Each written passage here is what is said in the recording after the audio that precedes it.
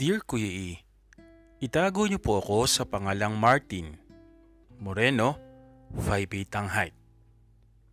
Kuya E, nakaka-enjoy po ang pakikinig sa inyong programa. May lesson at minsan nakakainggit. Sadya talagang may mga taong maganda ang kwento, istorya, at paminsan-minsan may mga inaalat din. Ang ibabahagi ko pong kwento sa inyo ay ang isang karanasan ko, Kuya E, na hindi ko rin makakalimutan sa buhay pag-ibig. Nangyari ito, Kuya E, sa aming probinsya. Isa nga pala akong bisexual, Kuya E, at tagupo ako. Bata pa lang ako, Kuya E, alam ko na dahil nagkakagusto na ako sa kapwa ko lalaki. Pero sa takot ko sa parents ko, pinili ko na lang na maging isang tagong silahis. Na magtrabaho ako, Kuya E, malayo sa amin, doon ko mas na-explore ang sarili ko. Marami akong naging experience. Marami akong nakilala. May nakarelasyon na ako, Kuya E, pero hindi rin mga nagtagal. May itsura naman ako, Kuya E, at mapagmahal. Pero sabi ko nga, baka hindi talaga ako para doon. Kaya sa paghahanap mo, Kuya E, minsan tatanggapin mo na lang hanggang saan na lang aabot yung pagsasama o relasyon nyo. Tama na nga ang drama. Simulan na po natin ang aking kwento. Dahil sa tagal kong hindi nakauwi sa probinsya namin, ay para akong laging bago ng bago. Maraming hindi kilala, maraming makikitang naiiba. Isang hapon ng linggo, Kuya E, naglalakad-lakad ako. Mag-isa. Wala lang, trip ko lang maglakad, dala ang aking kamera. Sa plaza, sa palayan, basta random lang na makita ko ay pipicturan ko. Nang makita ko na palubog na ang araw, Kuya E, at saktong pauwi na ako sa amin na medyo pataas. Oo, Kuya E, mala bundok ang lugar namin. Nang may makita akong lalaki na nakatingin sa akin, sabi niya, "Bago ka lang ba dito?" Sumagot ako ng casual na hindi naman, medyo may pagkamayabang pa yung boses ko, Kuya E. Like, hello, baka mas matagal pa nga ako sa'yo dito. Hanggang sa matapos akong magkuha ng litrato, naroon pa rin siya. Natigilan ako dahil doon ako mas nag-focus sa kanya. Nagkatinginan kami ng sabay. Sabay ngiti niya sa akin. O teka, sino ba tong gwapong to? Sabi ko sa sarili ko. Moreno rin ang lalaki, Kuya E, na sobrang kahinaan ko. Ngumiti ito sa akin. Maganda ang sinag ng malapit ng mawalang araw. Yung sinag na yon lalong nagpatingkad, Kuya E, ng kanyang maganda at maamong mukha. Sabi niya, "Ako nga pala si Anton. Tagaron lang ako." Sabay turo niya sa akin, Kuya E, ng kanyang bahay na tanaw pala doon sa mataas na lugar na kinalalagyan namin. Doon nagpakilala na rin ako sa kanya. "Alam mo, pamilyar ka," sabi sa akin ni Anton. Sabi ko, "Ala, gasgas na mga ganyan ah." "Uy, hindi naman. Walang biro, pamilyar ka talaga sa akin." Ewan ko ba, Kuya E, pero nung hapon na yun, nag-enjoy ako kausap siya habang pinapanood ang lumulubog na araw. Sa mataas na bahagi ng lugar na yon kung saan walang masyadong dumadaan na tao, may dalawang tao na tila ba malakas ang loob. Sa malakas na hangin ay mas nag-init. Hinawakan kasi ni Anton ang kamay ko, Kuya E, at ang sumunod na roon, wala nang patumpik-tumpik pa. Mabilis na paghalik. Hindi ko yun in-expect, Kuya E, at ang mga sumunod na ganap ay naroon na kami sa may likod ng malaking bato. Nangyari ang mga alam nyo na. Nagbigayan kami sa isa't isa, Kuya E. Matapos nun ay nagbihis na kami at naglakad. "Ang galing mo ah. Sabi ni Anton. Sabi ko naman, mas magaling ka naman kaya. Mukhang marami ka ng karanasan na. Hindi naman, sakto lang. Sa dilim ng daanan Kuya E, naroon kaming dalawa na tila ba nagkasundo agad. May pa-holding hands pa. Hanggang naroon na kami sa sangandaan, siya ay pababa ng daan at ako naman ay padiretso pa. Hindi naman tayo magkikita? Sabi ko. Uy, interesado. Ang yabang naman. Joke lang pero wala kasi akong dalang cellphone. Save mo na lang pala number ko. Sabi sa akin ni Anton. Sabi ko sige, ano number? Inabot niya ang cellphone ko Kuya E at pinaring ang cellphone niya. At sinave. Pogi. Yun ang pangalang sinave niya Kuya E. Sabi ko, akala ko ba Anton? Bakit? Yabang naman Pogi. Sabi niya, hindi, iyan talaga palayo ko dito. Sige na nga, palitan mo na lang ng name ko kung ayaw mo. Sabi ko sa sarili ko, well, Pogi naman talaga. Deserving naman Kuya E. O sige na nga Kuya E. Ganto ang sinabi ko sa kanya. Ingat ka ha. Sige, sa uulitin ha. Hindi na ako nakasagot nun Kuya E sa paghihiwalay namin ng landas pero napatawa ko. May halong kilig yun Kuya E. Kasi wala naman akong naisip na ganun dun sa lugar namin o sabihin na namin na umiiwas nga ako. I mean, wala akong naisip na magiging ganun o may mangyayari katulad na ganun sa amin. Sadyang hindi ko lang mapalampas ang pagkakataon na yon nang mamit ko si Anton o si Pogi. Kapag inatake nga naman ng L, kahit saan. Hanggang sa makauwi ako Kuya E, andun naman ang mga pinsan ko. Nagkwentuhan kami at natanong pa ako Kuya E ng nanay at tatay ko at mga kapatid. Minsan na nga lang daw ako ay kung saan pa ako nagliliwaliw. Kung pwede ko lang ba sabihin na nanalo ako today. Speaking of panalo talaga si Poging Kuya E. Hindi ko maiwasan na ma-imagine at mangiti nang maalala ko yung ginawa namin doon. Sabi ni nanay na nakita ang bigla kong pagtawa. Ano ka ba at para kang baliw diyan? Alam ng babae kong kapatid Kuya E ang pagkatao ko kaya biniro ko. May ginawa kang kalokohan ano? Sabay kindat sa akin. Sabi ko, wala. May naalala lang akong palabas. Totoo naman. Nagpalabas nga kami, di ba? Naisip ko. Natawa na naman ako sa sarili ko. Hanggang sa makatapos kami Kuya E na kumain, umakyat ako sa aking kwarto. Uy, may 17 missed calls. Hindi ko napansin sa bulsa ko yon dahil naka-silent. 17 missed calls and 8 messages. Hala, si Pogi nag-message pa. Ang dami namang missed calls, sabi ko. Sabi niya, grabe hindi agad nag-reply. Sabi ko, uy sorry kasi naka-silent naman ang phone ko, diba? Sabi ko nga sa'yo kanina. Saka remember, ikaw nga ang nag-save. What's with 17 missed calls? Wala lang, 17 kasi ngayon. Nagkakilala tayo. Sabi ko, anong meron nga sa date? Sabi niya, uy, ang slow. Mansarin natin. 17, ibig sabihin. Natawa naman ako pero parang nakakakilig din. Sabi ko, mansari agad? Sabi niya, ayaw mo ba? Dapat hindi na pinapatagal yung mga bagay-bagay.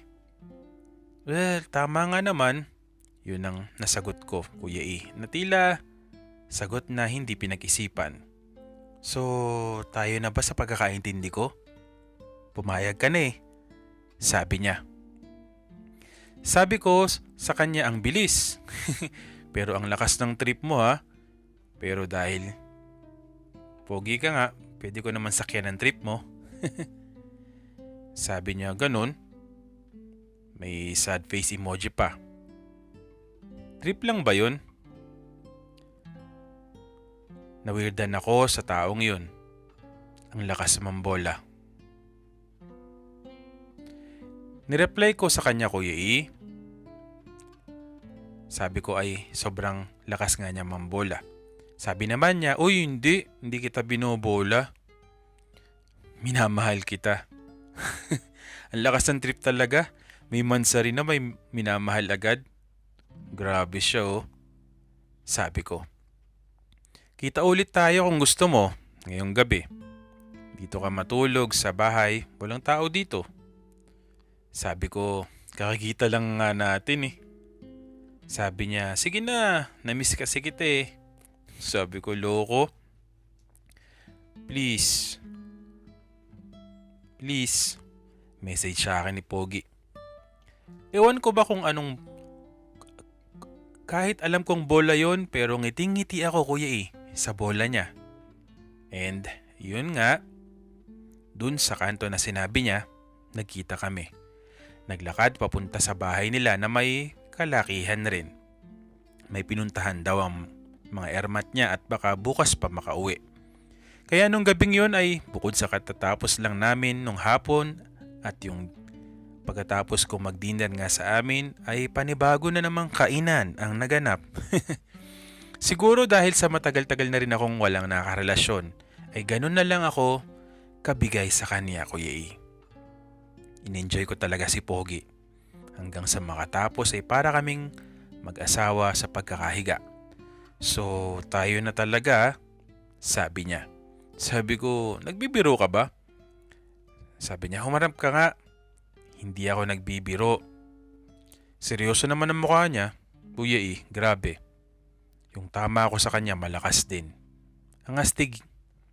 Sobrang astig. Hindi pala astig, Kuya E. Super ang kaastigan niya. Alam mo, hindi ka halata. Sabi ko sa kanya. Galing ko magtago, no? Ako halata ba? Sabi ko, hindi rin, pero syempre, yung nakita tayo kanina at yung tingin mo, akala ko nga galit ka eh. Sagot niya. Natawa ako. Sabi ko, masungit talaga ako. Pero iba kasi yung pinakita mong ngiti. Uy, talagang na-fall. Na-fall agad ha? Tugon ko. Mahirap kayang ma-fall kasi baka walang sumalo.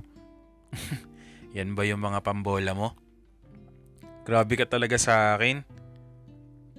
Habang nakahubad at nagkakentuhan, may narinig kaming kaluskos, Kuya E, sa baba. Nagbubukas ng pintuan. Tumakbo si Pogi sa pintuan at sumilip at bumalik. Hindi raw niya alam bakit bumalik ang mga tao sa bahay. Nagpanik ako, Kuya E, dahil sa hindi inaasahang pagkakataon. Nasilip ko ang nanay niya. Nanay pala niya, si Aling Celia na madalas kahuntahan ng nanay ko. Sabi ko, hala, kaibigan pala niya si nanay. Saan ako lalabas? Sabi niya, sorry pero dyan na sa may bintana. May hagdan dyan na gamit ng karpintero. Yung pawis ko, Kuya E, nung gabing yun ay halos mamuo talaga sa kaba ko. Yung adrenaline glands ko, Kuya E, talagang gumana at successful ang mabilis kong pagbaba. Pero bago ako bumaba noon, Kuya E, ay nagpahabol pa ng halik si Pogi. Natatawa ako habang naglalakad pa uwi. Magka-text kami at sabi niya, pasensya na raw. Di raw niya talaga alam na babalik ang parents niya. Sabi ko, hindi ko alam, ikaw pala anak ni Aling Celia. Lagi kaya sa amin ng nanay mo, hindi ako nagkakamali dahil minsan naabutan ko siya kapag umuwi ako noon. Buddy sila ni nanay. Oo nga, baka tinadhana talaga tayo. Ang lakas talaga mambola ni Pogi na talagang dalang-dala ako, Kuya E. At nung gabing yon, matagal pa kaming nag-text ni Pogi, Kuya E. Grabe yung araw na to, sabi ko sa kanya. Oo nga, ang sarap mo kasi. Wika ni Pogi. Hanggang sa inantok na ako, Kuya E, at nagpaalam kay Anton na matutulog na. Masyadong maraming naganap kaya napakaswabe ng tulog ko. Kinaumagahan, Kuya E, Maaga akong ginising ni tatay at nagpatulong sa mga gawain sa labasan. Birthday kasi ng kinakapatid ko at magkakatay ng birthday kasi ng kapatid ko at magkakatay ng baboy. Isa sa mga namimiss ko sa province. Katext ko si Pogi nung araw na yon, Kuya E, pero sinabi ko na magiging busy ako. Sabi niya okay lang dahil ako rin ay may lalakarin mamaya. Hanggang sa kinahaponan, Kuya E, ay nagsimula na ang kainan. Galing akong kwarto nang bumalik ako doon sa bakuran namin kung saan ginaganap ang handaan. Nagulat ako dahil si Aling Celia naroon, kakwentuhan ng nanay ko. Pero sa pagpapatuloy ko ay bigla akong nakita si Pogi. Kumindat pa ito sa akin. Tumayo ito at nilapitan ako. Sabi ko sa mahinang boses, "Anong ginagawa mo dito?" Sabi niya, nalaman ko na may handaan pala dito. Kinulit ko si nanay na sumama ako. Nagtataka nga kung bakit gusto kong sumama. Lalo na ayaw ko raw naman sasama sa mga ganong handaan. Hanggang sa tawagin siya ni Aling Celia at tinawag din ako. "Magkakilala na pala kayo ng anak ko," wika ni Aling Celia. Opo, minsan ko na siyang nakilala habang naglalakad ako. Char, naisip ko. Aba, buti naman, sabi ni Aling Celia, at magkaroon ng maayos na kaibigan tong anak ko. Pangiti-ngiti lang si Pogi, Kuya E at Kindat. Nagpapakyut. Tinulungan ako ni Pogi sa mga ginagawa ko. Para bang matagal na katropa na tumulong sa akin. And in fairness talaga, hindi siya halata. Kaya for sure, walang makakahula kung ano ang meron o naganap sa amin. Sabay kaming kumain ni Pogi sa isang table na kami lang dalawa habang busy ang mga kapitbahay at iba pa sa pagkain at kwentuhan at inuman. Doon ko lang natanong kung ilang taon na siya. Nagulat naman ako na 17 lang pala siya, Kuya E. Masyado kasi siyang matikas kaya tila matured. Sabi ko, paktay. Bakit naman paktay? Sabi ko, wala ka pa sa hustong gulang, mahirap yun. Sabi niya, loko din naman, di naman kita kasuhan ng child abuse. Hindi naman sa ganun, sabi ko. Yun naman pala eh. Okay lang yun, saka gusto ko naman ang lahat ng ginagawa ko sa'yo. Ano, game ba ulit? Sabi ko, huwag ka nga maingay. Napaisip ako, Kuya E. Bata pa si Pogi, nasa 27 na ako nun. So 10 years ang agwat namin. Kaya pala sabi ko para siyang isip bata na hindi mo alam na matured lang talagang tignan. Nang padilim na, Kuya E, ay nagpaiwan si Pogi dahil magluluto pa raw ang nanay niya. Pero syempre may pasyaron din sila. Kainuman ko ang mga tropa ko dun sa amin na hindi rin alam ang pagkatao ko. Naging kaklose naman nila si Pogi na maayos namang kausap at mabait din. Nakilala rin pala ito ng isang tropa ko dahil nakakalaro niya sa basketball. Hindi ko alam kung dapat ba akong matakot noon sa pagkatao ko sa paglalapit ng landas namin, Kuya E ni Pogi. Pero sa tingin ko naman ay walang magiging problema. Sanay naman sa bahay, Kuya E, na doon minsan natutulog ang mga tropa ko. At FYI, Kuya E, hindi ko tinatalo ang tropa ko. And that night, Kuya E, tinanong ako ni Pogi kung okay lang daw na doon matulog. Walang problema, sabi ko. Pero syempre, ingat tayo. And yun nga, Kuya E, sa pangalawang gabi ko doon sa aking long vacation, ayun, nakainom, mas wild, mas kakaiba. Pero sinabi ko kay Pogi na magbihis after dahil mahirap na. Nang bumalik ako sa trabaho, Kuya E, kahit na malayo ang trabaho ko dahil nga naboboard ako, nawili akong umuwi sa amin dahil kay Pogi na nasa 4th year college noon. Hindi ko akalain na ang mga biruan, ang pagsasama naming dalawa ay mauwi sa pag-ibig ko sa kanya, Kuya E. Sa kabila ng tila ba pagiging malaya namin ni Pogi ay darating din pala ang pagkakataon kapag umatake ang mga tsismosa. Well, sa bagay totoo naman. Kinausap ako ni tatay at nasapak ako Kuya E. Dahil sa nakakahiya daw ako. Wala daw akong kahihiyan. And worst, pinalayas ako sa amin Kuya E. Nakaramdam ako ng kalungkutan dahil sa pagpapahalaga nila sa iisipin ng ibang tao kaysa sa kaligayahan ng anak nila. Sinabi ko yon kay Pogi na noon pala ay pinagbawalan na rin daw ni Aling Celia.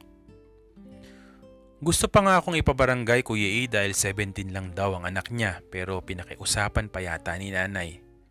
Sinabi ko kay Pogi na baka yun nga siguro yung panahon na dapat maghiwalay na kami. Pero sinabi niya sa akin na 1 linggo na lang daw, 18 na siya. Kaya may sarili na siyang pag-iisip. Hindi ko alam na yung lalim ng pagmamahal, ganun na lang na mabilis na umusbong. 7 buwan pa lang kami magkakilala o magkarelasyon, nag-isip ako Kuya E. Kasi alam ko malaking issue din yun sa amin. Lalo na ang aking tatay ay isa nga palang public servant sa aming bayan. Hindi ko alam paano susundin sila lalo na ang puso ko ay nagmamahal nga Kuya E. Lumipas sa mga buwan hanggang nasa hustong edad na nga si Pogi at graduate sa college. Pinilit ni Pogi Kuya E na makapagtrabaho agad kung saan ay malapit at kinailangan niya ng apartment. Hindi niya sinabi sa kanila na ako ang kasama niya. Namuhay kaming maayos ni Pogi sa apartment na naging tahanan ng mga pusong nagmamahal. Noong mga panahong yon Kuya E, ang tatay ni Pogi nag-abroad naman. Sa mga kapatid niya naging busy si Aling Celia kaya para bang nakahinga ng maluwag si Pogi. Bata pa si Pogi, maraming pangarap Kuya E kaya hinayaan ko siya na maabot niya yon. Lalo na yung kagustuhan niya na mangibang bansa bilang isang seaman na natupad naman. Malungkot pero hindi ko naman pwedeng kontrahin ng kagustuhan niya hanggang sa lumipas ang 6 months na kontrata niya. Pero bago yon, ramdam kong nag-iba na. Hindi ko alam kung bakit ganon. Pero siguro nga sadyang bata pa siya. Dahil nagpaalam siya sa akin na gusto raw niya na mag-asawa Kuya E. And yung girlfriend niya, nakasamahan niya sa barko. Na nalaman ko na lang na kinasal agad dahil nabuntis niya. Ganon kabilis Kuya E ang lahat. Sinabi ko kay Pogi na tanggap ko naman ang lahat pero sobrang sakit kasi. Hindi ko inaasahan na ganon sobrang magiging mabilis ang mga pagbabago sa amin. At simula noon Kuya E, 6 na taon na nakalipas, wala na Kuya E. Hindi ko na yata kayang umibig muli. May anak na si Pogi ngayon Kuya E and wala na kaming contact sa isa't isa. Pasensya na kayo Kuya E, napahaba yata ang aking kwento pero sana po ay nagustuhan ninyo kahit na muling napaluha ako habang ginagawa ito. Maraming salamat po Kuya E. Nagmamahal, Martin. Nako, akala ko isa ito sa naman sa sasabihin nila sana all pero nasa dulo pala yung lungkot. Nako, medyo malungkot pero ganun talaga ang buhay, kailangan mo mag-move on, 'di ba? At sigurado naman makakatagpo ka pa ng para sa iyo. Buksan mo lang yung puso mo. Muli po, maraming salamat po sa pakikinig po dito po sa ating channel.